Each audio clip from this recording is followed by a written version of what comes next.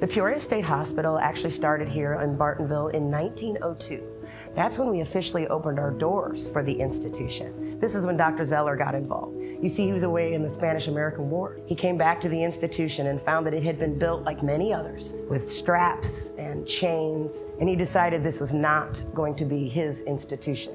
He stripped those things away right away after he arrived. Never again would any of those things be allowed to be used at his institution. And throughout the history of the Hilltop, Dr. Zeller had about 80% of his staff as women. Women run this institution under Dr. Zeller. We were a forever care institution. Our staff knew that the majority of the patients being delivered here would be in their care forever. He had a lot of therapies that he decided he wanted to start doing here at the hospital, and he began them right away. Light therapy, color therapy, housing therapy. Well, if you put someone in a cottage and you just lock them down, you still have a prison system.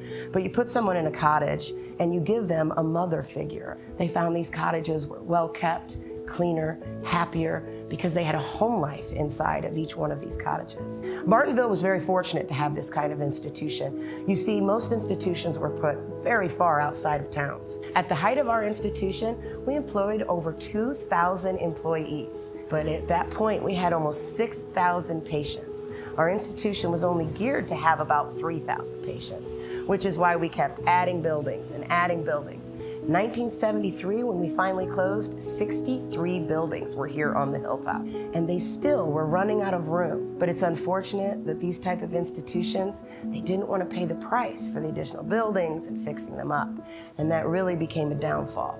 Dr. Zeller and his wife Sophie were here until 1937 and 1938. They were the mother and father of this institution. And other institutions that are being built today, as we refine the institution system, they're coming right back here to the Hilltop to find out these therapies in Dr. Zeller and why he was a #1 institution for the majority of the years here on the Hilltop.